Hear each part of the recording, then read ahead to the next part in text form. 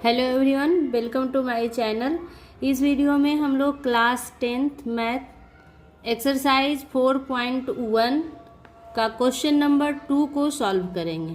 ठीक है, और क्वेश्चन नंबर 1 हम लोग जो है इससे पिछले वीडियो में सॉल्व कर चुके हैं। ठीक है, तो अगर आपने उस वीडियो को नहीं देखा है तो जाकर आप देख सकते हैं मेरे चैनल पे।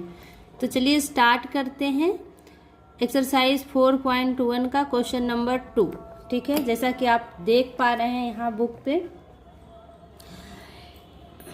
ये जो क्वेश्चन था इसको हम लोगों ने कल के वीडियो में सॉल्व कर चुके हैं। अब जो है क्वेश्चन नंबर 2 को सॉल्व करेंगे। देखिए क्वेश्चन क्या कह रहा है, निम्न स्थितियों को द्विघात समीकरणों के रूप में निरूपित कीजिए। ठीक है, जो भी स्थिति दी हुई है उसको हमें सिर्फ द्विघात समीकरण के रूप में लिखना है। ठीक है, वहाँ से x और y का वैल्यू नहीं हमें फाइंड करना है, सिर्फ हमें एक द्विघात समीकरण के रूप में लिख देना है। ठीक है, तो पहला देखिए क्वेश्चन क्या है, एक आयताकार भूखंड का क्षेत्रफल 528 मीटर स्क्वायर है। क्षेत्र की लंबाई मीटरों में, ठीक है, जो लंबाई और चौड़ाई दी हुई है वो किस में है, मीटर में है। ठीक है, इसीलिए यहाँ ब्रैकेट में इंडिकेट कर दिया है। ठीक है, तो क्षेत्र की लंबाई चौड़ाई के 2 गुने से 1 अधिक है। हमें भूखंड की लंबाई और चौड़ाई ज्ञात करनी है। ठीक है, तो इस क्वेश्चन को हम सॉल्व करेंगे। तो चलिए इसको सॉल्व करते हैं। स्टूडेंट्स, आप ध्यान से इसको देखेंगे और एक एक क्वेश्चन को आप नोटबुक में बनाते जाएंगे और समझते जाएंगे। ठीक है, अगर कोई क्वेश्चन एक बार में समझ में नहीं आया तो आप वीडियो को फिर से प्ले करके देखिए और उसको अच्छी तरीके से समझकर आप उसको अपने नोटबुक में नोट करेंगे। ठीक है, तो चलिए स्टार्ट करते हैं। तो पहले हम एक आयत बना लेते हैं। ठीक है, ये हमारा आयत है। तो आयत और वर्ग में क्या अंतर है, आपको ये भी समझना चाहिए कि आयत और वर्ग में क्या अंतर होता है। ठीक है, तो आयत का जो आमने सामने का जो भुजा होता है वो बराबर होता है। ठीक है, जैसे यहाँ हम A, B, C और D, ये हमारा आयत है। अगर इसकी जो लंबाई 5 मीटर है, ठीक है, 5 मीटर है, तो इसका DC जो 5 मीटर है, इसका लंबाई 5 मीटर है, तो इसके सामने की भुजा जो है वो भी 5 मीटर होगा। ठीक है, और चौड़ाई हम मान लेते हैं इसका 3 मीटर। ठीक है, तो AD कितना हो गया, 3 मीटर। तो इसका AD के सामने का जो भुजा है BC, ये भी कितना होगा, 3 मीटर। ठीक है, और वर्ग क्या होता है, वर्ग का सभी भुजा बराबर होते हैं। ठीक है, तो आयत और वर्ग में ये डिफरेंट है स्टूडेंट, आप इसको ध्यान में रखेंगे। ठीक है, अगर हम वर्ग के क्षेत्रफल की बात करें तो वर्ग के क्षेत्रफल बराबर क्या होता है, भुजा इंटू भुजा। ठीक है, और वर्ग के परिमाप बराबर क्या होता है, 4 इंटू भुजा। और आयत के क्षेत्रफल बराबर क्या होता है, तो ये जो आयताकार भूखंड है इसका क्षेत्रफल दिया हुआ है 528 मीटर स्क्वायर। ठीक है, क्षेत्रफल की लंबाई चौड़ाई के दुगने से 1 अधिक है। ठीक, तो हम मानेंगे, माना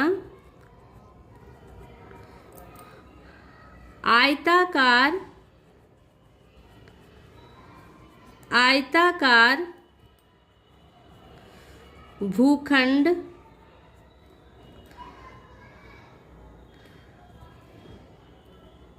की चौड़ाई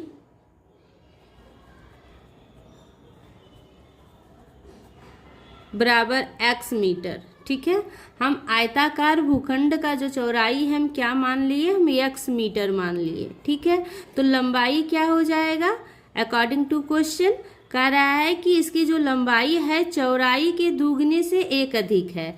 तो चौड़ाई अगर x है तो लंबाई क्या हो जाएगा, 2x प्लस 1, दुगने से 1 अधिक। ठीक है, तो लंबाई बराबर हो गया हमारा 2x प्लस 1 और चौड़ाई क्या हो गया, x। ठीक, तो आयताकार भूखंड की चौड़ाई x, तो लंबाई बराबर 2x + 1 होगा। ठीक है, अकॉर्डिंग टू क्वेश्चन,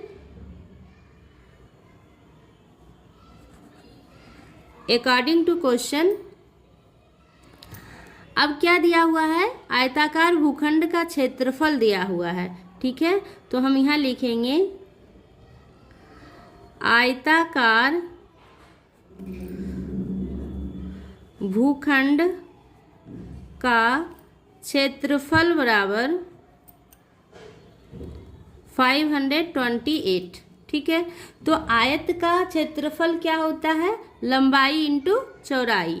ठीक है, तो आयताकार भूखंड का क्षेत्रफल जो है वो इतना दिया हुआ है। आयताकार भूखंड का क्षेत्रफल होता है L इंटू बी, लंबाई इंटू चौड़ाई। तो L इंटू बी बराबर 528। अब L4 क्या है, लेंथ यानी लंबाई। तो लंबाई यहाँ क्या दे रखा है, 2x + 1 इंटू B4 ब्रीथ यानी चौड़ाई। तो ब्रीथ क्या है, x है, तो इंटू में हम यहाँ x देंगे, इक्वल्स 528। ठीक है, अब इस ब्रैकेट के अंदर इससे मल्टीप्लाई करेंगे। तो 2x को x से मल्टीप्लाई करेंगे तो क्या होगा, 2x² और x को 1 से करेंगे तो ये x। ठीक है, इक्वल्स के बाद जो है ये नंबर है, इक्वल के पहले लाएंगे तो ये माइनस में आ जाएगा। 528 इक्वल्स 0। और यही जो है हमें बनाना है, एक द्विघात समीकरण बनाना है। ठीक है, तो इस तरह से इस क्वेश्चन का सॉल्यूशन होगा। राइट, ये हमारा आंसर हो गया। अब नेक्स्ट हम देखेंगे क्वेश्चन नंबर 2। क्वेश्चन नंबर 2 देखिए क्या कह रहा है, दो क्रमागत धनात्मक पूर्णांकों का योगफल 306 है, हमें पूर्णांकों को ज्ञात करना है। ठीक है, तो यहाँ पर हम हल करेंगे। माना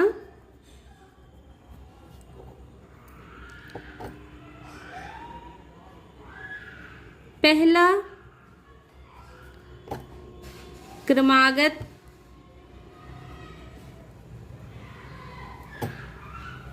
धनात्मक पूर्णांक बराबर x।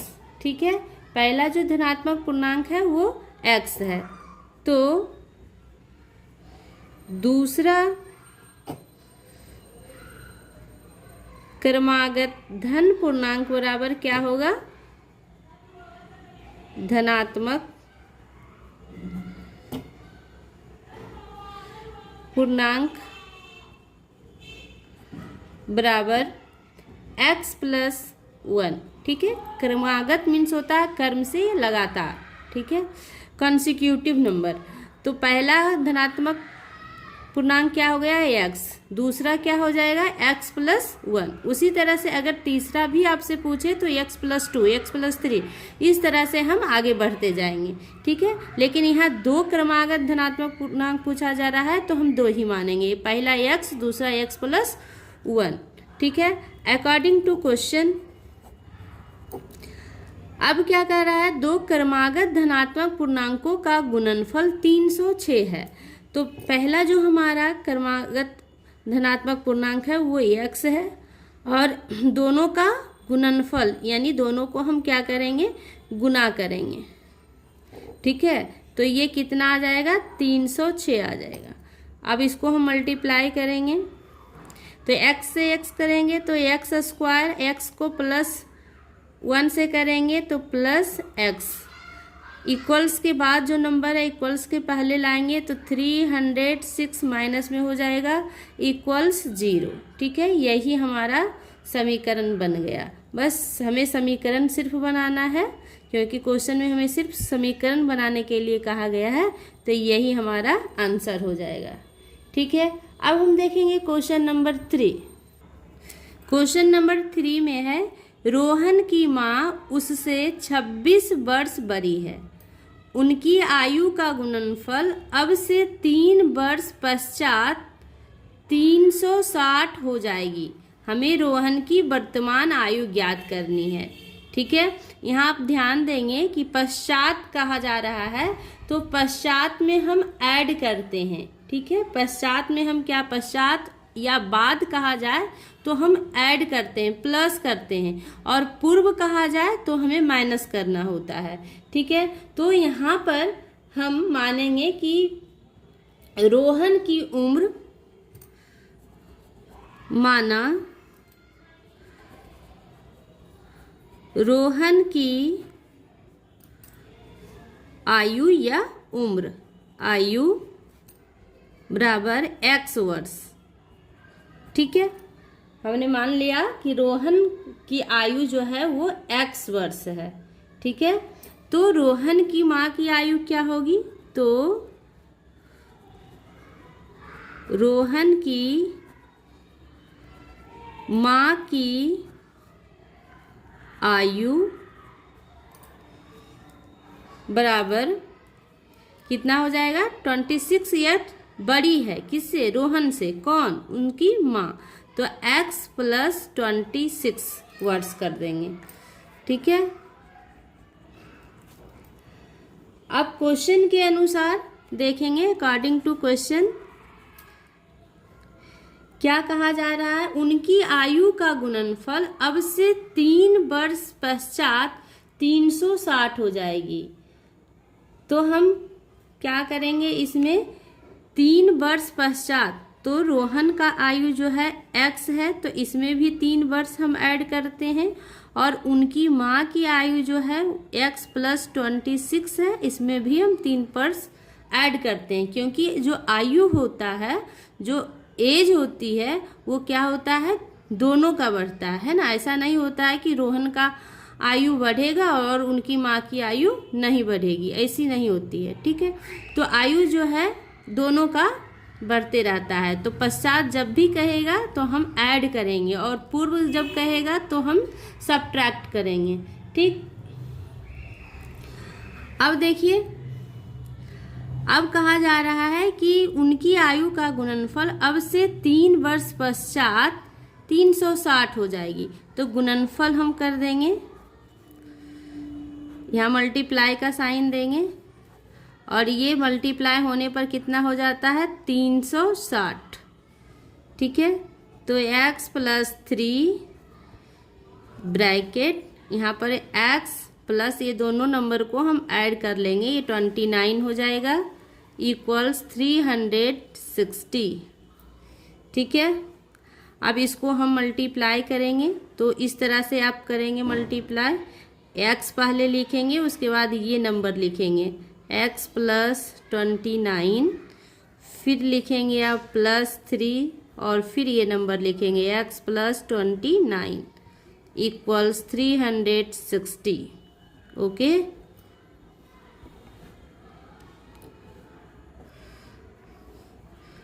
फिर x से x को हम मल्टीप्लाई करेंगे तो क्या हो जाएगा, x स्क्वायर, और x को 29 में मल्टीप्लाई करेंगे 29x, प्लस का साइन है, प्लस देंगे। उसके बाद 3 को x में मल्टीप्लाई करेंगे 3x, 3 को 29 से मल्टीप्लाई करेंगे तो ये क्या हो जाएगा,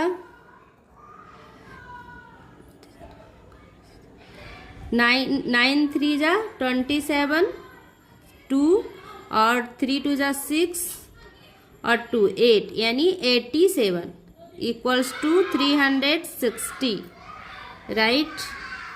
अब देखिए यहाँ पर ये प्लस में है और ये प्लस में, दोनों ऐड हो जाएगा, तो x square plus 32x plus 87, ये नंबर को आप इस साइड लाएंगे, माइनस में आएगा 360 equals 0, x square plus 32x, अब इसको सब्ट्रैक्ट करेंगे आप तो ये हो जाएगा 273 इक्वल्स टू 0। तो यही जो है द्विघात समीकरण बनेगा। This is the answer, okay. Next question number 4 हम सॉल्व करेंगे। क्वेश्चन नंबर 4 देखिए क्या है, एक रेलगाड़ी 480 किलोमीटर की दूरी समान चाल से तय करती है। यदि इसकी चाल 8 किलोमीटर पर आवर कम होती तो वह उसी दूरी को तय करने में 3 घंटे अधिक लेती है। हमें रेलगाड़ी की चाल ज्ञात करनी है।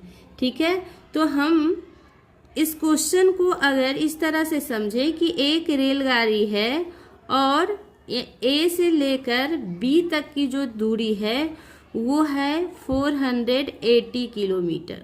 ठीक है, और यहाँ से ये रेलगाड़ी जो है चलती है और यहाँ तक ये दूरी तय करती है। ठीक है, समान चाल से चलती है और ये दूरी तय करती है। अब ये रेलगाड़ी का जो चाल है वो 8 किलोमीटर पर आवर घटा दिया जाए तो वह यहाँ से लेकर यहाँ तक की दूरी तय करने में 3 घंटे की टाइम जो है अधिक लेती है। तो हमें रेलगाड़ी की चाल ज्ञात करनी है। ठीक है, तो हम क्या करेंगे, सबसे पहले हम मानेंगे कि रेलगाड़ी माना रेलगाड़ी की समान चाल बराबर x किलोमीटर पर आवर। ठीक है, तो अकॉर्डिंग टू क्वेश्चन क्या कह रहा है, एक रेलगाड़ी 480 किलोमीटर की दूरी समान चाल से तय करती है। ठीक है, तो समय बराबर क्या होता है, यानी T1, यहाँ पर 2 टाइम दिया हुआ है। ठीक है, 2 टाइम का जिक्र किया जा रहा है। तो पहला टाइम T1 समय बराबर क्या होता है, डिस्टेंस बाई स्पीड, यानी दूरी बाई चाल। ठीक है, तो दूरी क्या है, दूरी 480 है। ठीक है, तो यहाँ हम लिखेंगे T1 बराबर 480 और चाल क्या है, x, जो हमने माना है x। ठीक है, अब कंडीशन दूसरा जो है उसके अनुसार, ठीक है, क्या कह रहा है, यदि इसकी चाल 8 किलोमीटर पर आवर कम कर दिया जाए तो वही दूरी इसको तय करने में 3 घंटे के अधिक टाइम लेती है। तो हम यहाँ लिखेंगे रेलगाड़ी की चाल 8 किलोमीटर पर आवर कम करने पर उसी दूरी तय करने में 3 घंटा का समय अधिक लगता है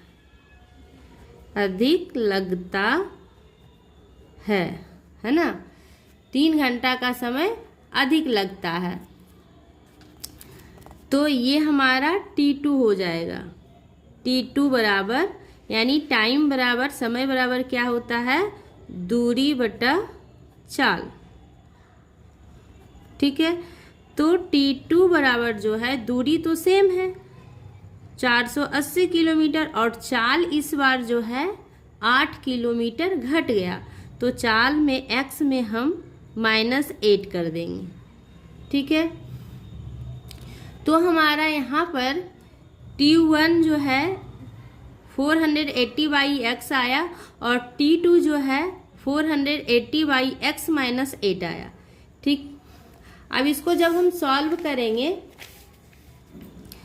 तब देखिए T2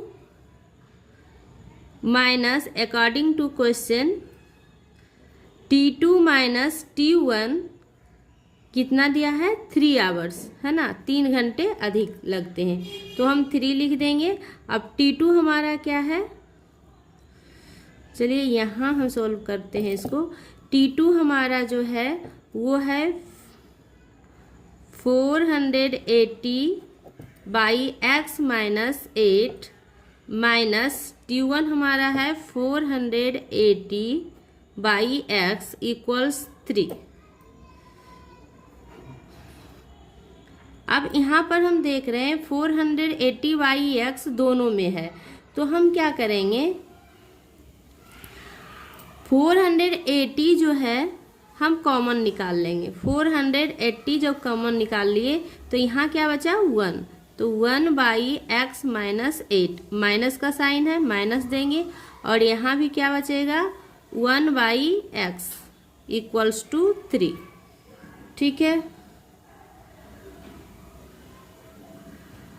अब ये जो है मल्टीप्लाई में इक्वल के बाद ये डिवाइड में चला जाएगा, तो हम इसको लिख सकते हैं 1 by x minus 8 minus 1 by x equals 3 divide 480। ये कैसे हुआ, क्योंकि ये मल्टीप्लाई में है तो इक्वल के बाद डिवाइड में जाएगा।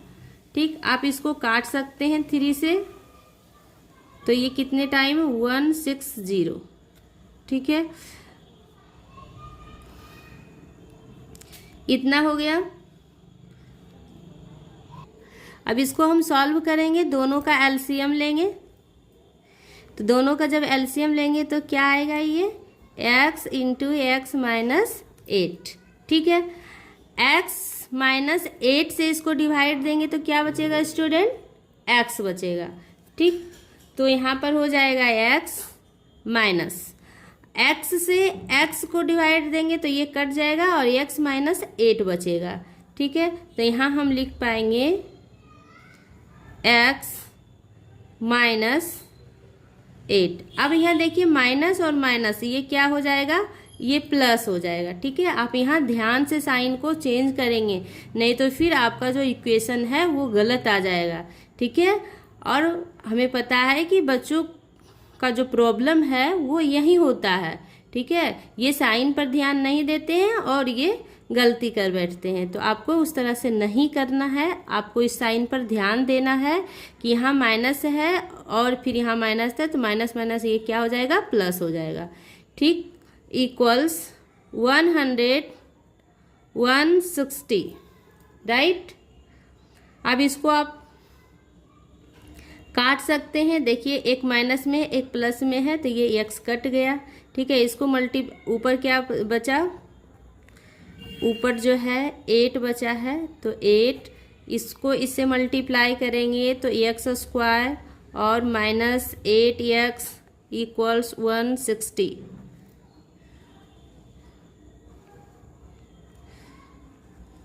अब क्रॉस मल्टीप्लिकेशन कर देंगे आप, तो यहाँ से 1 से करेंगे तो ये सेम रहेगा, एक्स स्क्वायर माइनस 8x, और इसको जब आप करेंगे और इस साइड लाएंगे तो ये हो जाएगा